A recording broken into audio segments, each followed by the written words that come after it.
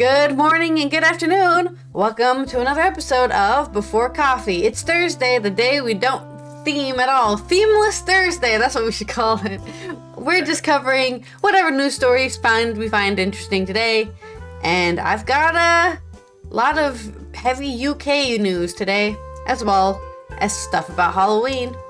So let's go ahead and get into our news stories. Today on Before Coffee, as cold weather looms, concerns grow again about energy bills.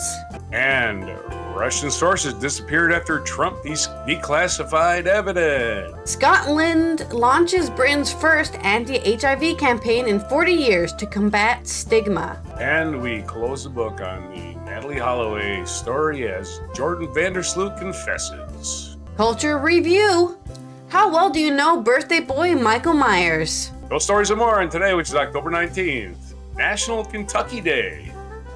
October 19th, 2023 on Before Coffee.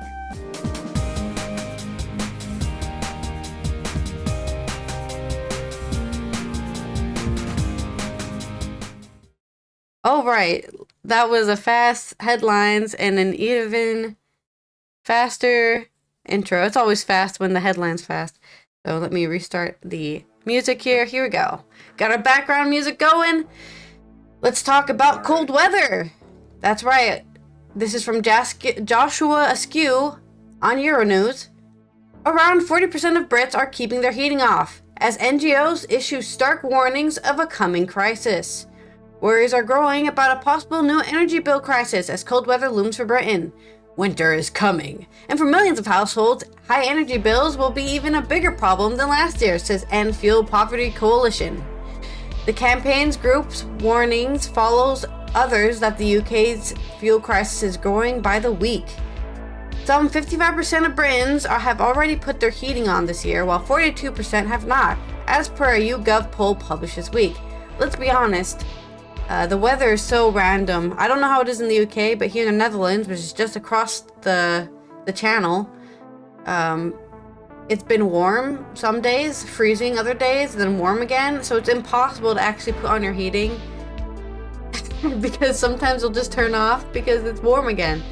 So maybe that's what they're having. Maybe in some places it's just really still warm weather. They don't have to put their heating on yet. For millions of households, the winter will be worse than the last because while energy bills are dropping slightly, prices are still near double what they were without the additional support, wrote the Warm This Winter campaign on its website. Energy bills in the UK remain well above the average before the energy crisis took hold in 2021, and the market remains volatile according to regulator Ofgem. Soaring energy costs caused concerns across Europe last year, with Russia's invasion sending oil and gas prices sky high. Most households in Britain received a £400 or €460 discount on their energy bill last winter via a government subsidy, but the scheme is not in place this winter. Almost 1 in 7 Brits now owe money to their energy provider, shooting up 11% compared to last year, reveals research by Ustich,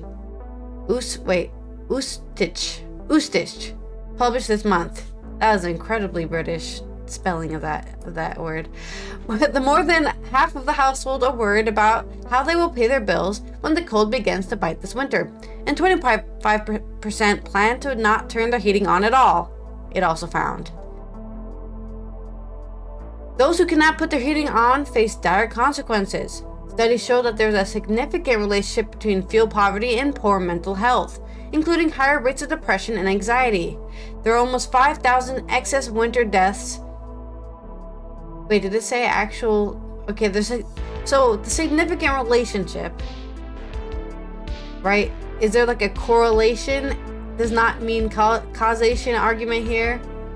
I have no idea. I'm not going to read the whole study. They linked to the study, which I'm not going to read, but according to them, that means something. So there were almost 5,000 excess winter deaths due to cold homes last winter, according to the UK government's Energy Security and Net Zero Committee.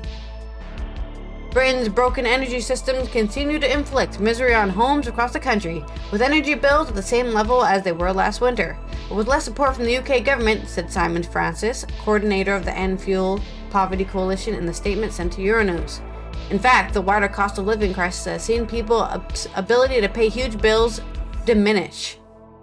What's more, we have seen a regulator increase daily standing charges while we pay in addition to unit costs, and energy firms have also been able to make more profits. All of this hurts consumers while rewarding the energy firms, he continues. Citizen Advice found that in the first 6 months of 2023, at least 7.8 million people have had to borrow money to cover their energy bills. Meanwhile, 1.2 million children in Britain live in households which have to go without heating, hot water, and electricity. Yes, I saw. This is even Britain-based. I think that this person I know lives in Hungary, but they got their yearly gas bill, and they were way over. They were like $1,200 over or something. And I'm like, how the hell are we supposed to just pull $1,200 out of our ass out of nowhere?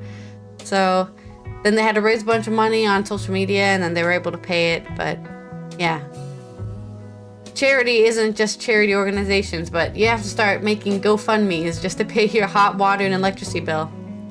While households suffer, the government sits on its own hands and refuses to introduce tariff reforms, which could bring down bills and help people stay warm this winter, added campaigner Francis. Indeed, with the Prime Minister recently calling a halt to work to improve the energy efficiency of rented homes, many of Britain's households will be trapped in cold, damp homes for years to come. A spokesperson from Britain's Department for Energy Security and Net Zero recently told Reuters it was supporting the most vulnerable this winter by helping an estimated 3 million families with £150 of energy bills to the Warm Home Discount. So they're doing something, but maybe they're not doing enough. Stay warm out there. Your story. Well, at least the UK has less syphilis. Actually, no syphilis if you follow the data. From yesterday's story. Yesterday's story. If you don't get the reference, audience land. All right. In intrigue news, this is the Guardian UK. Well, it's actually the Guardian's US news. Former M16 officer witness statement criticizes reckless publication of testimony about ex-president's Russia links. This is our famous spy, Christopher Steele. Donald Trump's decision to declassify evidence given by a British spy about the U.S. president's alleged links with Russia led to the disappearance of 2 Russian sources, according to a court document. Christopher Steele, who used to run M16. Christopher Steele, who used to run MI6's Russia desk, compiled the notorious Steele dossier investigating Trump's connections to Russia. In a witness statement released on Tuesday, Steele said publications of his testimony to the Miller investigation on the matter, originally classified secret, was an egregious and reckless act that served no purpose other than to expose me and Steele's company, our sources, and our methods. Trump is attempting to sue Orbis Business Intelligence in England over the dossier, which alleged that he engaged in perverted sexual behavior and paid bribes to Russian officials to further his business interests. The former president is claiming breach of his data protection rights and says the dossier's claims against him are false and phony and caused him reputational damage and stress. The witness statement, Steele said the decision to classify his testimony taken on Trump's last day in office resulted in several Russian sources being exposed and suffering varying consequences. He said 2 of the named Russian sources had not been seen or heard of since the publication of the document did serious damage to U.S. government's Russia operations and their ability to recruit new Russian sources. The claimant's actions in this regard were truly shocking and arguably constitutes one of the most egregious breaches of intelligence rules and protocol by U.S. government in recent times. Yeah, so declassifying things without clearing it with your sources is dangerous to your sources. In his witness statement released on Monday, Trump said bringing a lawsuit against Orbis was the only way I can fully demonstrate the total inaccuracy of his personal data in the dossier. So it's important his shitty reputation, which is a shitty one. It has been a shitty one for a long time, except for his cult. He has a shitty reputation among business associates, among everybody. nothing that anybody did ruined his reputation. The guy who He was ruined his grabbing own pussy, reputation. Yeah. Yeah, the guy was claiming, a reporter. He wasn't saying it in secret. He was saying it to a live microphone. Orbis which is seeking to have this claim struck out before it goes to trial, argues that it's been brought too late and for the illegitimate purpose of harassing Orbis and Mr. Steele and pursuing long-standing grievances. In his witness statement, Steele suggested Trump's discovery of Steele's friendship with Trump's daughter Ivanka had damaged their father-daughter relationship, dampened his animus towards me, and in one of his reasons for his vindictive and vexatious conduct towards me and Orbis. So this guy was seeing Ivanka, huh? In his witness statement, Trump said Ivanka was completely irrelevant to the case, adding any inference or allegation that Mr. Steele makes about my relationship with my daughter is untrue and disgraceful. So, yeah, we're implied that Trump actually acted on this bust. Orbis argues that any damage to Trump was done by the BuzzFeed publication for which it was not responsible, and highlights that Trump's declassification of Mueller's investigation records led to further public consideration of its contents. Robert Mueller's report on Russia's interference in the 2016 campaign made clear that the Trump campaign was receptive to offers of assistance from Russians, but did not find evidence of criminal conspiracy. The judge's decision on whether Trump's case against Orbis can go to trial will be made at a later date. I hope you appreciated this article. That's it then. That's the story. Yep. Christopher Steele and Trump so worried about his own little pathetic little reputation, only he cares about, exposed sources of classified information before they can be warned.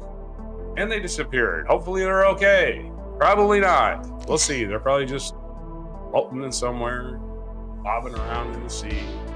Yeah, I mean, in related news, I just finished watching the entire Bourne 5 films about the Bourne, Jason Bourne or whatever. Those 5 films that they made. You being tortured? No, it's the whole kind of stark thing about those films is that they're just killing spies left and right in every single film, right? They're just like, we've got to completely de-establish this team because Bourne revealed your existence, so they just kill American citizens. I mean, that's the plot of the films is that, the CIA was just killing American citizens with assassins instead of arresting them or whatever, Nah, just kill them. It's way easier to just murder them than to arrest them and extradite them. But anyways, that's what happens when things are declassified. Yeah, spies have to go dark or get taken out because they find out, hey, you're a spy? Your name's right here in this document. It says you're working for the U.S. government. Hollywood makes it a little cartoonish, for sure. Yeah, for sure. Well, it was a book series as well, right? Anyways. Well, Hollywood's good at that. But let's move on to my news, which is about Scotland creating the first anti-HIV campaign. I didn't know that they didn't already have one, but they did one after 40 years. So this is from Andrew Naughty on Euronews Next. The European health agencies have repeatedly warned that persistent stigma against HIV-positive people means many are going untested and undiagnosed for years. Scottish TV viewers are now being targeted with the UK's first major public health campaign against HIV/AIDS in 4 decades. The advertisement is the work of Terence Higgins Trust, THT, Britain's top HIV charity. It is intended to combat stigma against that still surrounds the virus despite major improvements in diagnosis, treatment, and prevention methods, which have radically curbed its spread in UK and other countries. Yeah, HIV is not a death sentence for a long time now. The original British government-backed campaign to raise awareness of the virus offered 2 of the most memorable TV clips of the 1980s, one featuring a giant black tombstone and another an iceberg inscribed with the words AIDS. Made at the time when there were no effective treatments for the disease, the short adverts urged the general population to educate itself about HIV using the slogan, "Don't die of ignorance." By contrast, the THT ad now airing in Scotland is focused not on the risk, but on the stigma. Announcing the launch of its campaign, the charity explained that in Scotland, attitudes to people testing positive for HIV have lagged far behind medical progress. New research released today found worryingly low levels of knowledge about HIV. Just 1/3, or 35% of people in Scotland, would be happy to kiss someone living with HIV, despite it being known since the 1980s that HIV can't be passed on through saliva, the organization said of polling funded by the Scottish government. The data also shows almost half, or 46% of people in Scotland, would be ashamed to tell other people they were HIV positive, demonstrating just how stigmatized a condition HIV remains today. A lack of knowledge about how much progress has been made in the fight against HIV in the last 40 years is also clear in the data, with just 1/3 of Scots aware that people living with HIV on effective treatment can't pass it on to partners. We're in changing times. During the 1980s, Scottish cities saw some of the highest HIV infection rates in Europe, a crisis widely attributed to the sharing of contaminated hypodermic needles between drug users. Ah yes, the famous heroin epidemic of Scotland. While the UK government at the time was staunchly socially conservative, particularly when it came to homosexuality, needle exchanges were introduced to mitigate the spread of HIV via syringe sharing. In the wider UK, meanwhile, the availability of pre-exposure prophylaxis, or PrEP, via the National Health Service (NHS) means that many populations at higher risk of contracting HIV are now able to protect themselves from the virus. The available medication also means that those already testing positive can reduce the viral load to an undetectable level and effectively eliminate the risk of affecting others. According to recent data from the European Centre of Disease Prevention and Control (ECDC), the World Health Organization, the number of people in Europe living with undiagnosed HIV has been rising in recent years, and just as the THD describes the situation in Scotland, stigma remains high on the list of factors. Continuing widespread stigma around HIV is deterring people from getting tested and is steering us dangerously off course from meeting our 2030 goal of ending AIDS, said WHO Regional Director of Europe, Dr. Hans-Henry P. Kluge. If we are to deliver our promise, we must also make access to HIV services equitable. We must work together to make sure that no one feels afraid of getting tested, nor shamed, despair, or elation about this status. Everyone, everywhere, should be able to get their services and respectful care they need. Okay, now we can actually quickly show the ad if I can get a link to it here. Put it on I just want to see the video. We're gonna put it on the full screen here. Where's my tools? Where is my tools? Oh, it's probably behind this. Oh no, it's minimized. That's right. Okay.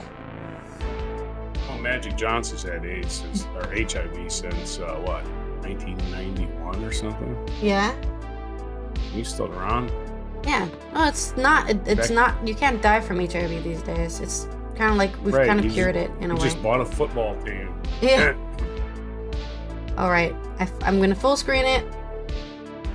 Let's see if we can test the audio here, because I never know if the audio is gonna work until it doesn't. Okay. Line 1. All right. And let's play the little ad. Thanks for coming in. We've had your results back, and you've tested positive for HIV. Now that might come as a shock, but living with HIV is not what people think. 1 pill a day means that it cannot be passed on, and you can live a healthy, happy life, just like anyone else. So Dad, I was at the Just like a Scottish guy telling you it's going to be okay. There is anything I need to know before we begin. Getting some results. Just the usual, please. I just need to pop another pair of these on, just to be on the safe side. Came back positive. But Dad, the doctor said... Oh no, her dad retreated his hand away from her when she was telling him. That she has HIV. That's terrible. Oh, he's gonna play again. Oh, no. That's so tragic. Okay, there's the ad, or at least one of the ads. Your story. Okay, well, more tragic news. Well, at least closure news. Abby Holloway's killer has confessed, although he won't face charges for murder in the U.S. An emotionally charged hearing in Alabama, this is according to AL.com, which is short for Alabama, AL.com News, Harold Robinson and Ivana Rinku. An emotionally charged hearing in Birmingham federal court on Wednesday, it was revealed Joran Vandersloot had confessed to killing Mountain Brook teen Natalie Holloway in Aruba in 2005. The Dutch national from Aruba was long suspected in a disappearance and death and pleaded guilty to the extortion of Natalie's mother, Beth. He waived his right to appeal. Vandersloot received a 20-year sentence on each of the two convictions. Those sentences will be served concurrently with each other and also concurrently with his sentence in Peru. Vandersloot, in his chilling confession, said he kicked her in the face and then bludgeoned her with a cinder block when she refused his sexual advances. Let's not read his exact words. Basically, he just said he just dragged her in the water, threw her in the ocean,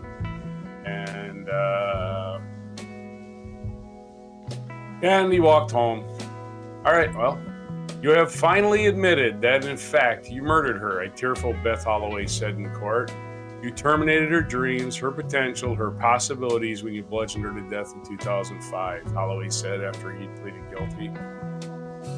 You didn't get what you want. You didn't get what you wanted from Natalie, your sexual satisfaction. You brutally killed her. You are the one in Aruba no one wants to be, the black mark on the island, she said. Beth Holloway said that after Natalie was killed, Vandersloot went home and watched pornography. Holloway said she feels sorry for his mother and grandmother. I have no doubt she would have made all of her dreams come true. She really would have. Vandersloot sat with his attorney in an orange jumpsuit drinking water and showed no visible signs of emotion. When U.S. District Court Judge Anna Monasco asked if he knew he could be charged with perjury if he lied, Vandersloot said, "Yes, ma'am. I would like to take this chance to apologize to the Holloway family, to apologize to my own family, and say I hope this statement I provided brings some kind of closure to everyone involved," Vandersloot said. Vandersloot said, "He is now a Christian. I am no longer that person that I was back there." Well, good for you.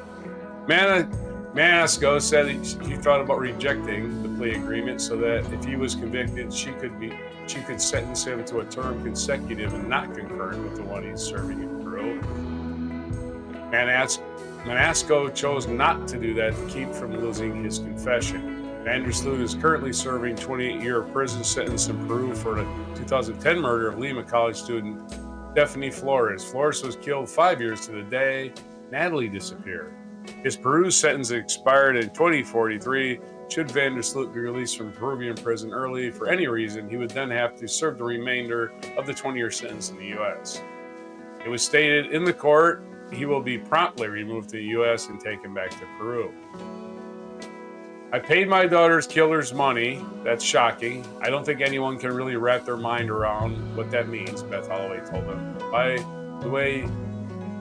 the way, you look like hell, Joran. I do not see how you're going to make it. You're a killer, and I want you to remember that every time your jail door slams. According to court documents, the judge would consider statements only from the victim of the extortion and wire fraud, Beth Holloway and members of Natalie's immediate family. Beth was the only family member who spoke in court.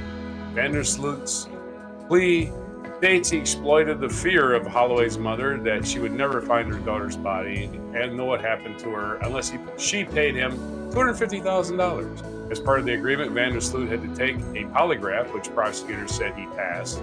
Natalie's parents were allowed to hear his confession in real time. The extortion case was prosecuted by Lloyd Peoples, chief of the U.S. Attorney's Criminal Division, and Assistant U.S. Attorney Catherine Crosby. Vandersloot, Peoples said, picked his victim. The defendant here chose to exploit a mother, Beth Holloway, who had been desperately searching for 5 years for answers about what happened to her child. In choosing to defraud her, Joran Vandersloot chose his own greed over Beth Holloway's grief.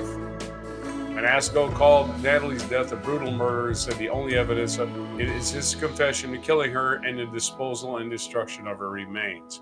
You have brutally murdered 2 women who refused your sexual advantage, Manasco said.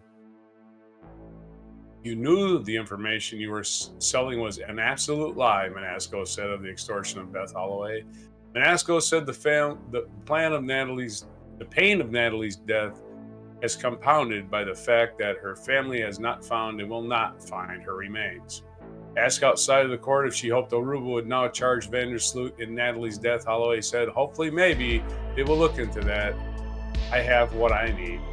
Natalie's father, Dave Holloway, also provided a statement to the judge. In that letter, he said he does not believe Vandersloot is apologetic. He expresses no remorse, regret, or even compassion for committing that horrific crime that violently ended Natalie's life and irreparably changed the trajectory of all of ours. Vandersloot was represented by Kevin Butler and Alexandria Darby of the Federal Public Defender's Office. Vandersloot told the judge he was fully satisfied with his attorneys. Last time Natalie Holloway was seen alive, the 18-year-old visited Aruba on a high school graduation trip in 2005 with 130 plus of her classmates from Mountain Brook High School. If she had lived, Holloway's 37th birthday would have been later this week. For several days in May 2005, the teens of legal drinking age in Aruba sunned and snorkeled at night, donned sundresses for dinner, and partying at Carlos and Charlie's, which at the time was located in downtown Oranjestad. The group ended up at Excelsior Casino, which was connected to the Holiday Inn where the Mountain Group stayed. Our last night there, Natalie and her friends met Vandersloot, who lived with his family in nearby Montana neighborhood and attended the Aruba International School. She was last seen out about 1 a.m. getting into a gray Honda with Vandersloot and his friends, the Kalpo brothers, as they left Carlos and Charlie's. Natalie was scheduled to fly home that morning, did not meet the group in the lobby to leave for the flight. Natalie's family flew to Aruba immediately. They, along with 2 Aruba policemen, went to the Vandersloot home looking for Holloway. Vandersloot initially denied knowing Holloway, but later said they drove to the California Lighthouse area or Rache Beach because Natalie wanted to see sharks before dropping her off at her hotel in Toyota. Vandersloot said Natalie fell down as she got out of the car but refused his help. He said he was approached by a man in a black shirt similar to those worn by security guards as the young man drove away. But anyway, he's guilty. He is guilty of murder in Peru. He's going to spend a lot of time in prison. Hopefully, something bad happens to him. I hate it. Well, he's already been stabbed in prison, so Peru. He's been in prison for a long time, so and he'll be there for the rest of his days. He's already serving time. No, he only got 22 years. So no, but he's been convicted for this one. For 43. No, he hasn't. Oh. Nope. He's only been sentenced to 20 years, and it's run concurrently with his Peru sentence. So you can. I thought you said he had 43 years from the Peru sentence. Nope, 20 something. I heard the word 43 years, but maybe you said 23, not 43. 28. Is currently serving a 28-year prison sentence for Peru. So. Okay.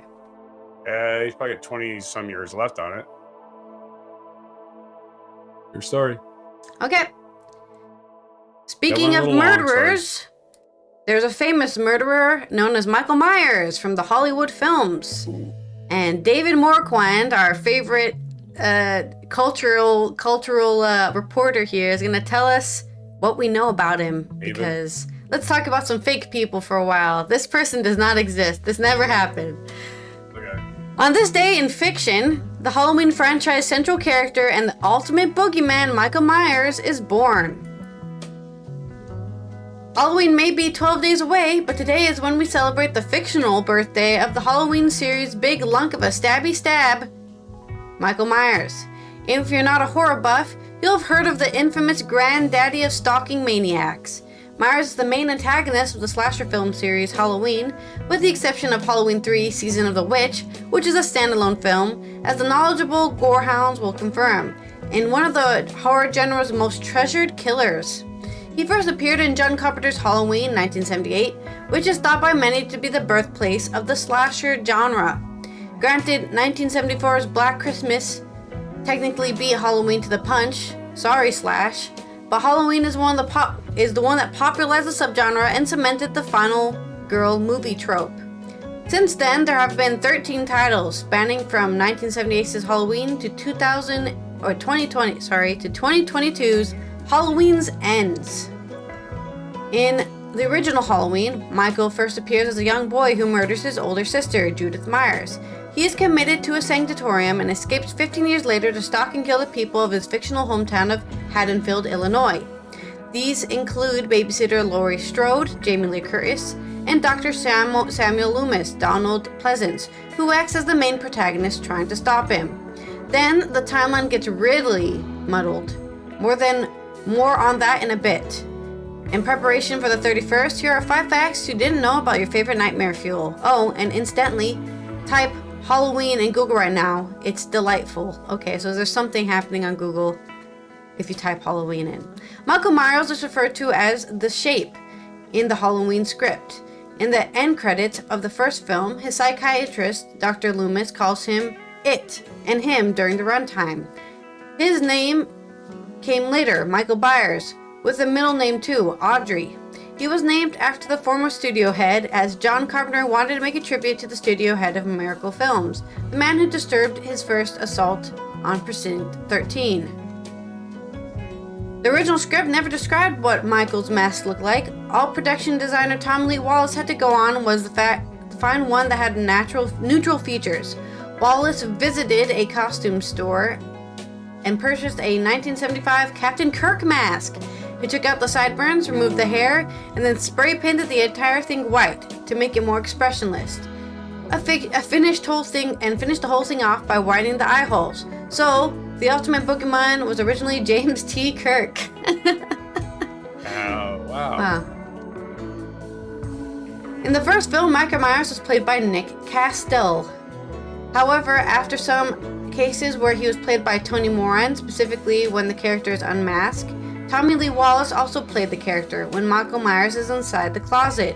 In total, he's been played by 6 different performers in the original film, with Will Standen, Baby Michael, Deborah Hill for one scene in which Michael takes a knife out of the kitchen cabinet, and James Winburn, the stuntman who falls off the balcony at the end, all giving it their best. For those of you who are curious, that makes it a total of 13 actors, oh how convenient, 13, who have played him, officially and unofficially, over the years, including Chris Durand, Tyler Mane, and James Judy Courtney. Mane and Courtney are the only actors to portray Myers in consecutive films. Although there are films that have the character speak, see the dire Rob Zombie movies, the viewers only hear him breathing. This is because Carpenter wanted the character to be an embodiment of evil.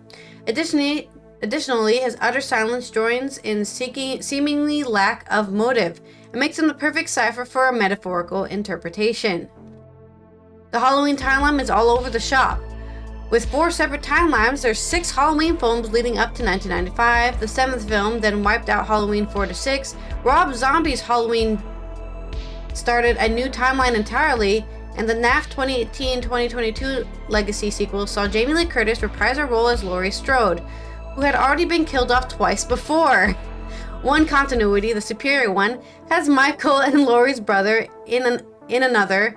He's the father, the continuity where Halloween 4 and 6 is a thing. And in the most recent reboot, he's got nothing to do with Laurie apart from she escaped his clutches in the first film.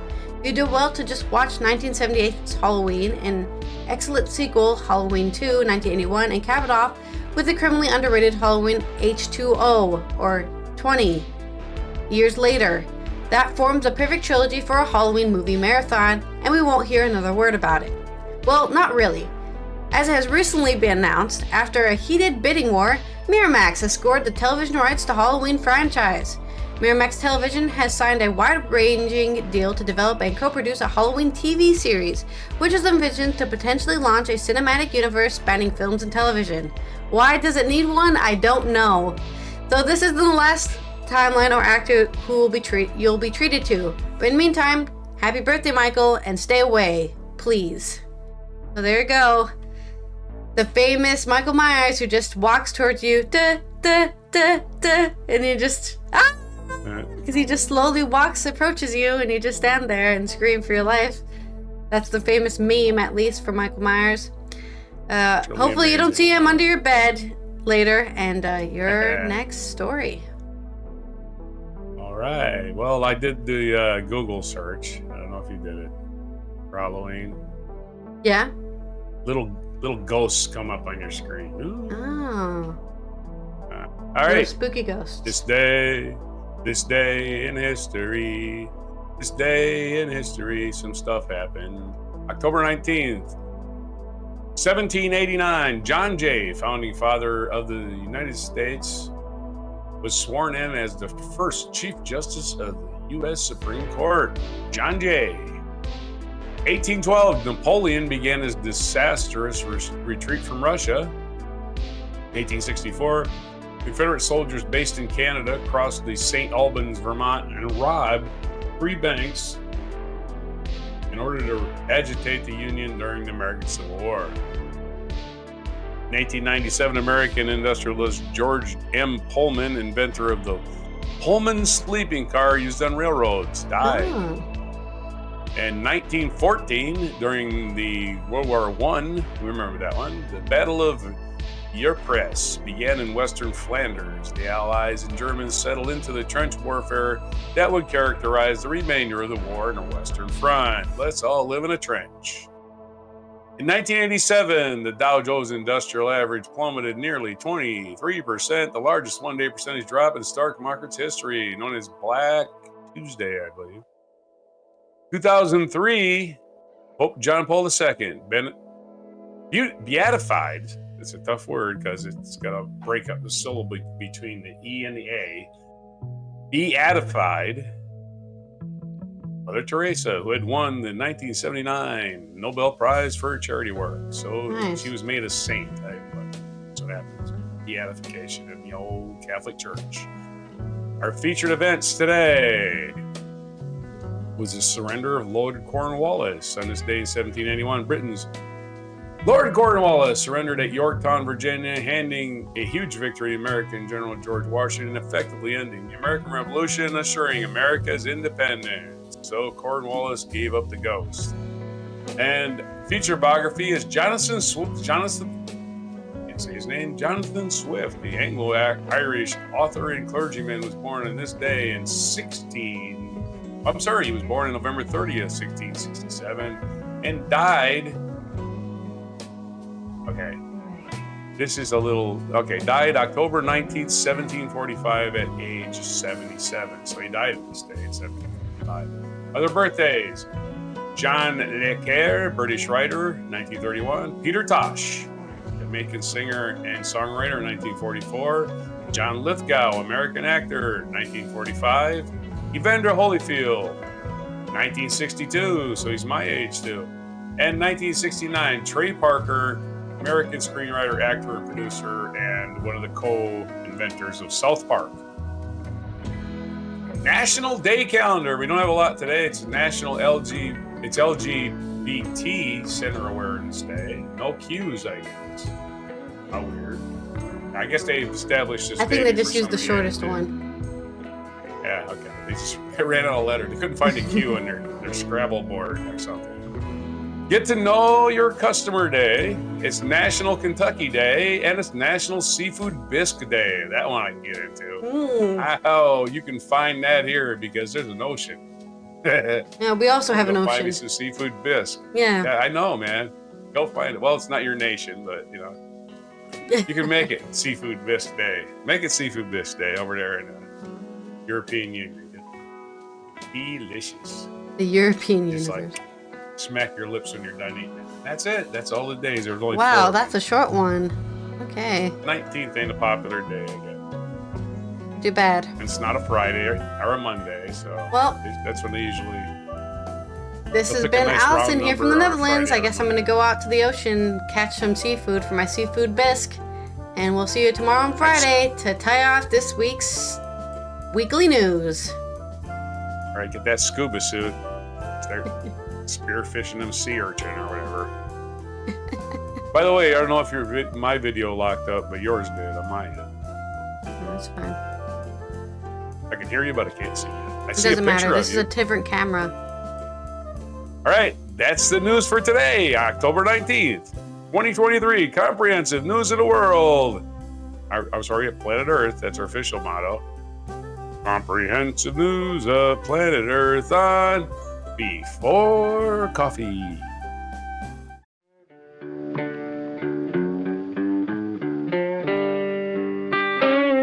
Be sure to hit the like, subscribe, and notify buttons, and follow our other channels, Toxic Alley, History of Gravy, and Scratchy Old Records.